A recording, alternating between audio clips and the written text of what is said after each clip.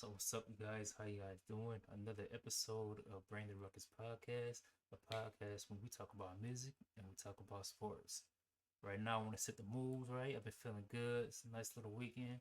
Didn't do nothing chill, so you know how we do it over here. Just set the tones a little bit, bring some energy up in this mug. Just feeling good, feeling irie.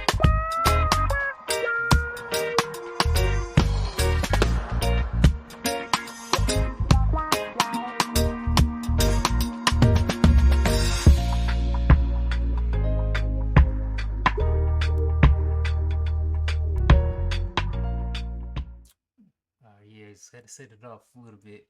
Can't play too much, man. It's hard finding non-copyright music. That being said, if y'all got some music y'all want me to play, some music want me to plug, hey, hit me up, email me. Just follow me on all social media, Davon Ambitious. Follow this podcast on all social media. Follow the Ruckus Podcast. I'm on YouTube, on Twitter, on Spotify, whatever you listen to this from, Apple. I'm on pretty much all platforms. It's all about just getting it out there. That's why I cherish everyone listening to this right now. Share it, support me. This is just the beginning. I'm not famous, so I don't expect it to pick up right away. But I appreciate everyone's tuning in because y'all my for real day ones. And if this thing become bigger, just know that y'all the original team, and I appreciate everything that is yet to come. That being said, I want to know how you guys been doing. How you guys this weekend? What you guys do? Did you go out see some movies? Seen that new Deadpool? I saw it last week. I'm not gonna lie. Deadpool and Wolverine is a good movie. This ain't no movie review podcast. But if y'all want me to do that, I can do it. It was pretty good seeing a lot of stuff in there. And I'm someone who hates spoiling things, so I'm not gonna talk about it too much.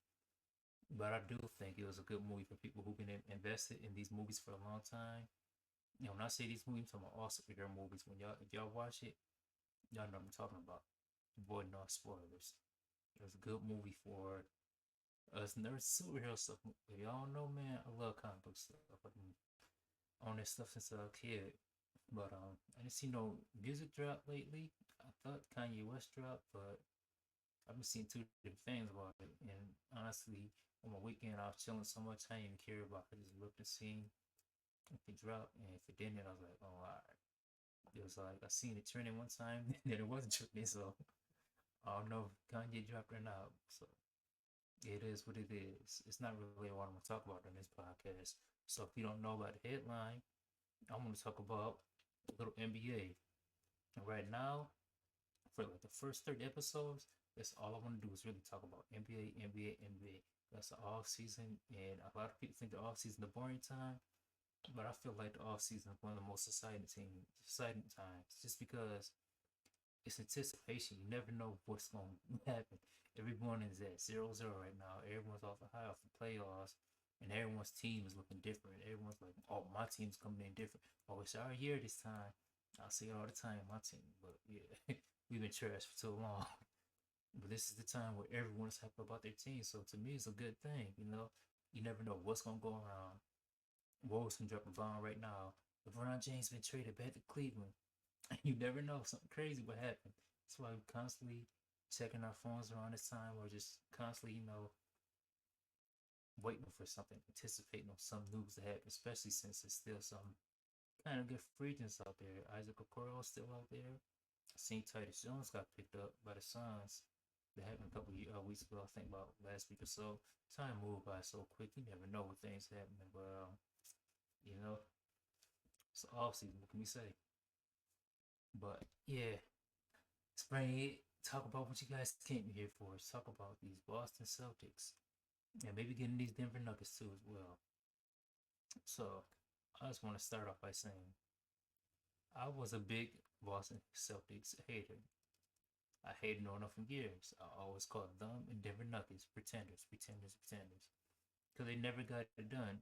National media always said that, oh, it's their year, it's their year, they're contenders. When they talk about the Nuggets, they sit there and act like Joker's the MVP every single year. Like he's just the most unstoppable player in the world and no one can stop him. Even though his team been losing in the finals for a long time. I can't say a long time, but he's been losing in the finals. So I looked at that as well as, this man ain't necessarily the MVP. but still the media crowned him as an MVP type of player. So when it goes to the Celtics, it's kind of the same way. Instead of talking about Joker, we're talking more about JT. They always want to talk about him being the face of the league. Will he take over and be the new face of the league? Oh, he's the Batman. Jalen Brown is the alpha trying to play Batman. It's not his team. They say all this stuff about this team, but I look at them like, yo, they ain't getting it done. So until they prove it, they contenders to me. Well, it looks like the Boston Celtics this year has proved it, and the Denver Nuggets proved it not last year, but a couple years ago, like 2 years ago. So I want to speak on these two teams since I was hating on them. I gotta talk about them in a more positive way. Before that, I'm gonna still hate on them, especially the Celtics. So when you talk about the Celtics, the reason why I hating on this team so long, it's not the fact that I just hate the Celtics. That's a different love story. Kobe all day. It's the fact that they've been through different variations of the same team. Going back to when Isaiah Thomas was on there, even before Isaiah Thomas was on there almost. They had this team was got this point guard, Isaiah Thomas, and some wings. Hayward or who was boy on there? I mean, I don't think Paul Pierce was on there at the time, but they had basically the same type of team. After IT was gone, before IT was, I say before IT was gone, I thought Celtics really needed a center, especially because IT was super small, super small, super small. And the dude was like 5'2" in the NBA, killing it. He might be a little bigger than that, but yeah, the dude was short. I always thought he was a bigger dude. For some reason, I want him a Whiteside just because Whiteside was the tallest player in the league at the time. IT is the shortest, so I was corny and wanted David and Goliath on team. So yeah, y'all can make funny about that one. But Celtics, if they got rid of IT, what they get? Kyrie and Hayward. Gordon Hayward. Hayward was a beast, so it's messed up he got injured. Speaking of him, y'all gotta give him his flowers right now. Man, just retired. He's one of good players. One of the last players in 2010 draft class besides Paul George. Sad to see him go, especially because, Hayward would have been a cold player. He still was nice. Was from injuries. And it sucks. You think he still got a little bit more left in the tank, especially after, going to OKC, saying the stuff he was saying, like he would get used more, and then for him to retire. It's kind of sad. It's almost like he didn't get picked up or didn't get the money he wanted, so he's like, man, forget it. I'm gonna enjoy myself, Klay Thompson time, dancing on the beach with a cigar in my hand or something. But I do wish I do wish Hayward would have went to a better team, some type of contender or something. Like, I'm pretty sure he still got something left in the tank, but hey, it's his decision. I ain't gonna control a millionaire. What I was saying is, Boston, after they got rid of Kyrie and Hayward, and then they went to like the Kemba Walker phase. And then after the Kemba Walker phase, they went through a phase when they didn't really have a point guard, and they put Marcus Smart at point guard. And to me, that never made sense because Marcus Smart is not a playmaker, and he's not someone who can command the offense like that. For them to put him at the point guard, you see eventually it didn't work out. And it probably would have worked out if it would have kept him a little longer, but still, they needed more playmakers on the team, especially with someone like Smart, who's more of a shooting guard to me, and just more of a defensive player. So that being said, take us to the team we have now in the Boston Celtics with Drew Holiday, Porzingis, Derek White, JT, and Jalen Brown. I want to say, as soon as I seen the Drew Holiday at the time, I was like, yeah, they about to be scary. But at the same time, they failed so many times. I was kind of scared. When we talk about Drew Holiday and his impact, this is why the Celtics, they might become crazy skilled as long as Drew Holiday stay healthy and they capitalize on using the window. Now, if y'all been watching NBA a while, like myself, y'all know that your window can either open or close. It's a short time. I feel like Celtics are utilizing their time. They're making the smart moves and they're capitalizing off their window, bringing back all their players from last year, locking in players like Drew Holiday, locking in players like Sam Hauser. Not a big name, but guess what? He spaced the floor out. Luke Kennett, not a big name, but he's a big 7-footer A lot of teams don't got that. Now they got size. Locking out the person like Derek White, JT, Jalen Brown. They lock down their franchise players they can build around anytime. Drew Holiday locking him down. Celtics might be a threat in the East for a long time, especially when you look at the impact of them just getting Drew Holiday. Now, as soon as Boston, not Boston, as soon as Milwaukee Bucks traded for Drew Holiday, traded for not Drew Holiday, they traded Drew Holiday for Dame Dollar. Dame Dollar, great player. Lillard, he's cold. I'm not taking away from him. But what the Celtics or what the Milwaukee Bucks did was they got rid of their defense, and that's a team that went off defense. Giannis is a big dude, blocking shots and all that stuff. His impact is a big lengthy dude playing good defense. So they got rid of that defense, got rid of that offense, then replace it. And I know Milwaukee got hit with some injuries and stuff, but now you're seeing the ramifications of moving defense. So many people in the media want to talk about offense, offense, offense. They want to look at people like Steph Curry, who's a great shooter, don't get me wrong, but they ignore the fact that Golden State also had great defenders on that team. The team was like number one in defense for the longest, maybe like no less than six in defense. So it's not just Curry out there just shooting threes. It's also they play good defense. So when Milwaukee lost their defense and never replaced that, I always thought again, someone like DeJounte Murray, but they'd go after someone like him because he's basically like a young version of Holiday. Maybe not as good, especially like, consistently on defense, but he's probably a better scorer. He's a younger version of Holiday pretty much. So in turn, with Milwaukee losing Drew Holiday, Celtics gaining Drew Holiday, to me it caused a ripple effect in the East. And the East is getting weaker and weaker and weaker because there's no teams really that's gonna compete with Boston Celtics right now. And why I think they're on their way to becoming a nice dynasty. The only teams I can say compete with them is the Knicks, and the Knicks is also the Knicks. Y'all New York fans gonna hate me for this, but the Knicks get on my nerves. I swear they get on my nerves sometimes. I do like Nova Boys. It's a good little thing. But the Knicks are very annoying because they always act like it's their time. It's their time to shine.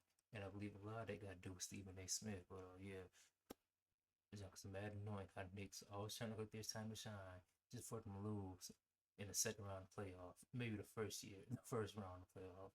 So that ripple effect, I feel like Boston, yo, they can reach some real contenders for a long time.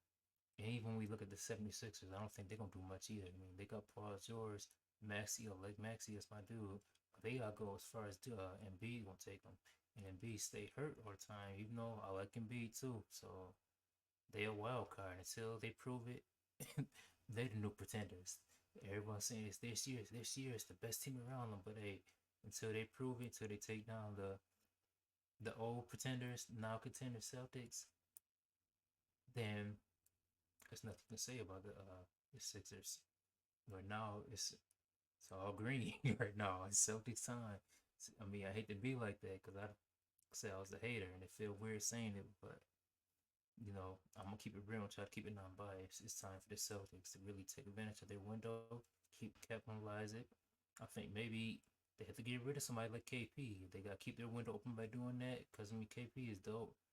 And I think he had a lot of versatility with them, especially with his defense, his offense, but his injury history is like, yo, if y'all can flip him for someone still 7 foot and give you versatility, I'll make that change. I'm not gonna lie.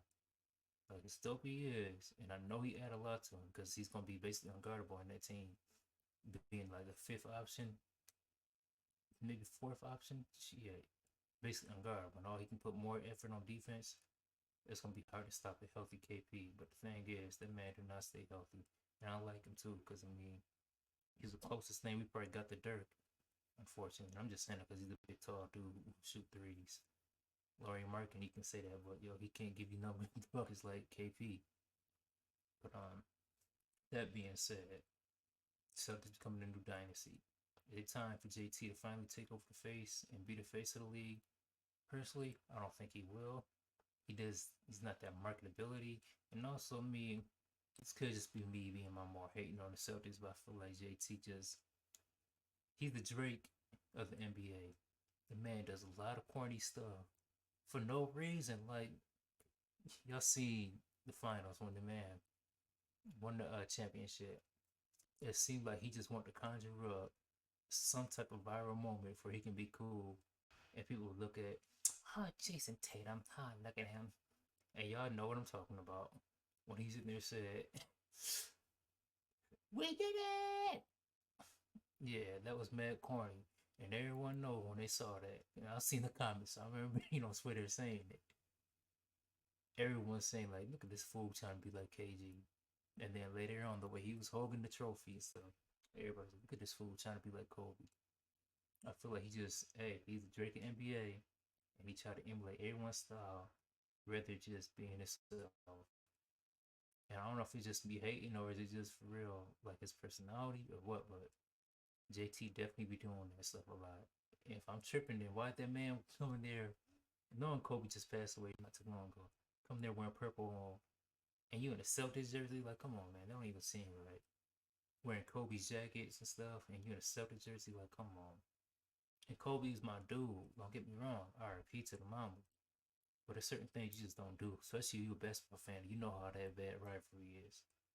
Like, I don't even like Celtic. I don't even like Kobe teaching him because he was a Laker. But I understand some things bigger than basketball. But yeah, JT's a cornball, dude. He's a cornball, straight up. And I just don't see him being very marketable. But hey, you never know. If this Celtics team become a dynasty and win a couple more championships, which they projected to be, in my eyes, they projected to be, because teams like OKC, they got to grow a little bit. The Warriors might be done, and not even looking for East. The East don't got no competition. But they got Celtics and Sixers. I mean not Celtics, but Knicks and Sixers. They still got to prove themselves. They look nice, but until they prove it, I don't know about it. In the West, what they got? Minnesota. I mean, you can say that too, but a lot of these teams still got to prove themselves. And it's come from someone who like to hate on the Celtics. I mean, I'm just gotta be honest too. But before I get to the Denver Nuggets, I do want to talk about Jaylen Brown and just some of the stuff he be doing. Just saying that Bronny's not an NBA player, stuff of that nature. The fact that he's been talking about, these conspiracy theories, so called, with Grant Hill. And I just want to say, man, Jaylen Brown, I like him. He always been my dude. Just some of his, it's really just his mind, the way he carries himself. He always carries himself as a good dude, someone out there who's for the people and all that. Smart, intelligent young man. But I do feel like Jaylen Brown, what he said was not wrong, especially with Brownie, because before Brownie was getting drafted, everybody was saying, "Is he an NBA player? He's not gonna be a first round pick player." People talk all about the nepotism. Now Jaylen Brown said it's all a big deal. It's a big issue. Which I want to talk about is one of the things is some people get mad at the messenger and not the message itself. Because someone else could have said the same thing, which other people have said the same thing. If you watch Sports Center or anything else, people have been talking about, is Brownie really an NBA player? And people talking about, like I said, the nepotism. People talking about Brownie's gonna be a second round pick if he even get drafted. Or he's gonna get drafted just because he's a LeBron James kid. So now that Jaylen Brown said it, which I mean he could have told his mouth or anything else, it's all like this big deal. It was really just him saying the same thing they else is saying. What Jaylen Brown gotta realize is that it's not necessarily that you say anything wrong. Trust me, I'm someone who suffer from the same thing sometimes. It's the fact it's coming from your mouth, which it really is some BS to be honest, because we really should be free to express ourselves and know who we are. But sometimes some people got, they get in their feelings when it comes to somebody else. So other people talking, they start feeling their feelings. Especially Jaylen Brown being someone who's all about Black Lives Matter and things of that nature. So not to get too much of political about it, but it is still like politics and sports as well. It's politics in the work world, corporate America. If you're gonna be this pro black dude, you gotta learn also that not necessarily that you gotta shut your mouth, but it's also like you come with that shut up and dribble mentality. They don't want you speaking your mind. They seem like, who are you? How dare you speak your mind? You should be lucky to be dribbling this basketball. You should be lucky to be allowed you to do these things. That type of mentality. And Jaylen Brown, I feel like he's being, I don't want to say a lack of a better word, a victim of that. It's the fact that he's just, expressing himself, but it's him, it's come from his mouth, so everybody's gonna look at it as bad. Even with the whole thing with the Nike situation, that's a political move. That's a political stance. Like, not say necessarily political, like, in the sense of Democrat, Republican, all this stuff. But it's more so, diplomatic type of stuff. Your brand, if it's not our brand that we're wearing on this United States jersey, then you're not gonna get picked. Little stuff like that. And we all know it's wrong. Like, Derek White is cold, but he ain't no all-star. And even though I like Derek White, I've been watching him since he's on the Spurs. If he wasn't on this championships Celtics team, people want to be looking at him like that. People want to be saying he's so good, he's so good he is. They'd be looking at him more so like a KCP, because that's the type of player he is. He wouldn't be no 87 on 2K right now. That man be probably like an 80.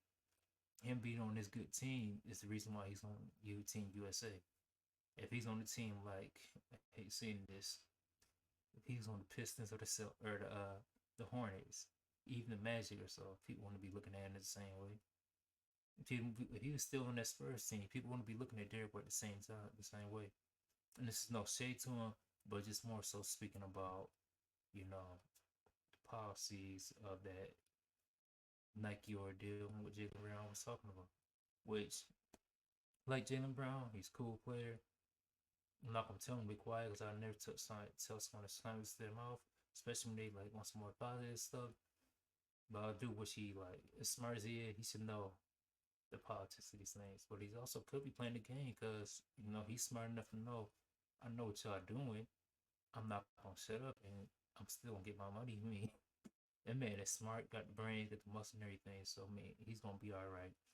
I do want to say it's just politics right now with him. They want to try to act like he's this so-called bad person when everybody can just see he's just a smart dude. People say he come off as arrogant, but if he's smart, I guess you're gonna come off as arrogant. But some people are stupid and they feeling inferior against you. Like they feeling like, oh, you think I'm better than you. You think you better than me. Like, nah. I don't think I'm better than you just because you're a dumb mother. Like, read a book. What you talking about? But moving on. Time to talk about the other team. Your Denver Nuggets. Okay, we talk about the Celtics window opening. Let me extend it further. I think Denver Nuggets, if they don't make the moves, they don't do some major trades like trade Michael Porter Jr., I think they might be over with. And the reason why is because they got rid of a key player like KCP. And not even just KCP. They didn't replace key players like Bruce Brown. So now pretty much they got no other role players. They relying on people like Christian Brown, these younger dudes to step up, but if they ain't step up now, they ain't gonna step up later. I mean, I understand bigger roles and stuff, but have they been looking that good? This is why I've been calling the pretenders for the longest, and everyone is gonna act like, oh yeah, they so good, because they got Joker, but hey, Joker can only take you for so long. And now teams building their teams to like defeat Minnesota. I mean, to beat Denver, teams like Minnesota, who got the Gold Bears, even though Gold Bears trash. I'll talk about him later on. Even though they got Cat, even though Cat is trash too, yeah, I don't like them too. I'm gonna be honest. But their size alone make it hard for Denver to really cook. More specifically, for Joker to really cook. So it looked like unless they make some major trades, get rid of people like, I hate to say it, Michael Porter Jr. is kind of replaceable because all he do is they call him no pass to Rob Porter. If all he do is shoot, I'm pretty sure they can get someone. Maybe you're not that size at 6'10", but they can make some moves where they can trade for someone who's a shooter. And then with that, they can package that junk up. Maybe try to get someone. I don't know if he'd be a good, but yeah, they got to get someone who's a nice little wing shooter, play defense, and they get someone with that two guard too, because I don't think people realize losing KCP is gonna be a big deal. KCP, when he was on the Pistons, I remember him playing, locking down some of the best players, locking down people like Curry, guarding the best players. So now I'm sorry, Jamal Murray doesn't have his two man like that. It's gonna be harder for him to play too, because he's gonna have to, play more defense. And playing more defense, it means he's using more energy for his offense. So I'm not saying he's gonna be less efficient or anything, but hey, He gonna be tired. He gonna be tired. So it's gonna be different. We know also what Murray, he doesn't stay healthy a lot. So I really feel like Denver, their time is closing, and it's sad because they didn't do like the Celtics did. See, the Celtics did compared to the Denver Nuggets. They seen their window was closing a little bit with Marcus Smart and who else did they trade? I can't even think of all the time, but Marcus Smart was a key player on their Celtics team. They seen like, hey man, we gotta make some moves. So they got rid of a key player in Smart, but then they just to get rid of him, they upgraded. They upgraded by getting Drew Holiday. They upgraded the other player, getting rid of Robert Williams. Stayed hurt all the time. So they upgraded and getting a player. Stays hurt too, but he's bigger player, better defender, more offense. Got a better player in KC and KP. Christoph Porzingis. So with Denver not doing that, I do believe their time might be closed. Which I'm not gonna say it's closed immediately. I mean, it's still the off season, but I do feel like they need to start making some moves right away, or they're gonna be done. And I don't know who they can get as far as players alone. I mean, maybe they can look into getting marketing. Maybe try looking at Michael Porter Jr. trade a whole bunch of picks because Danny Ainge's gonna get them picks for someone like marketing. That way, okay, they got a little bit of window room because marketing's contract is not big. Maybe they can get what's his name with the long hair, Jordan Clarkson and um Mark Jordan Clarkson and marketing for someone like Porter. I'm just saying that because I know the contract is big. Maybe it makes, but hey, Celtics. I said Celtics, Lord. Denver might be done, and I know the media's gonna paint him up. Joker is an MVP player as he should be, but a lot of MVP players that he was getting, on the votes he was getting, I don't think all those he should have been getting. Some of those MB should have got. We keep it funky, but people were just right in Joker's hand, or in Joker's hand for some reason. I won't say the reason why. Yeah, no, besides it could be some more politics, but I really don't think Joker is this player people say he is. I mean, he's cold, don't get me wrong, but it's also two sides to the game. And that's defense. The man got a lot of good offense. He got weapons around him, but I feel like Denver, shoot, they might not even make the playoffs this year if they don't make some moves. Like, keep it real, keep it 100. They really might not. The West is deep, and it'll even get even deeper. I mean, got the Suns, they looking better as a team, so they might not make it. But we'll see. I mean, I could be wrong. This could be addition by subtraction, and Denver might prove us all wrong, just going a nice little hot run. So I can't believe I forgot about it. I almost forgot about talking about Denver's most important acquisition of the all season. They got Westbrook. So how do I feel about Westbrook? I think Westbrook actually gonna be kind of cold for Denver. I think him their jersey on is gonna bring back remnants of Allen Iverson when he had the jersey on, especially Westbrook off the bench. They get all them shooters around him. I think Westbrook's gonna cook. Feel like the media always talk down about Westbrook, but Westbrook been a dog since he came to the league. They check like he's a selfish player. This man took in the bench role and was like, "Yo, I'm the best bench player ever. I'm the best at this." So I feel like Denver, even though I said the window's closing, if they capitalize off getting some shooters, they actually might, open up their window a little bit more. But the thing is, this new apron, the second apron, it's gonna be hard for them to make some moves. I really felt they should have went after since they lost KCP. They should have went after someone like Beasley again, who's now on the Pistons. Somebody Gary Trent Jr. now on the Milwaukee Bucks. They could have capitalized on some of these moves and got some of these players to at least replace the shooting the KCP brought to the table, which opened up the floor for other players. But it ain't much players they can get right now, so they're gonna have to do some trades, and it might not be some of the players that the fans want. But when you look at the roster, it's not much they can do unless they get rid of someone like Michael Porter Jr. or what's his name, Aaron Gordon, because they're not gonna get rid of Joker. They're not gonna get rid of Jamal Murray. And the bench players, I mean, They don't got nobody significant on the bench who I really think can make a much of a difference. So if they trade some of them players, it is what it is. I mean, what y'all gonna do? Get mad because they traded DeAndre Jordan? Like, come on now. I feel like they can still get stacked up by trades, but Denver's time is over. I'm gonna be honest with y'all. If unless I see some trades coming, they going back to pretenders. They in pretenders category. But that's the show right now. That's all I want to talk about, you guys. Hope you guys enjoy it. We still working out some kinks right now. But yeah, that's our show. Brandon Rookies podcast. Let me know what y'all feel about it. Y'all think I'm tripping? Y'all think Denver gonna win the championship? Y'all think Denver is like that next team up still? Do y'all think Celtics is the new legacy as well? Or do y'all think they're gonna be back to pretenders? Let me know and follow me on all social media. Just look for Davon Ambitious or Brandon Rookies podcast. Alright, y'all. Peace. That's our show. Let me hit the music for y'all. Bring the vibes back. You know how we do it.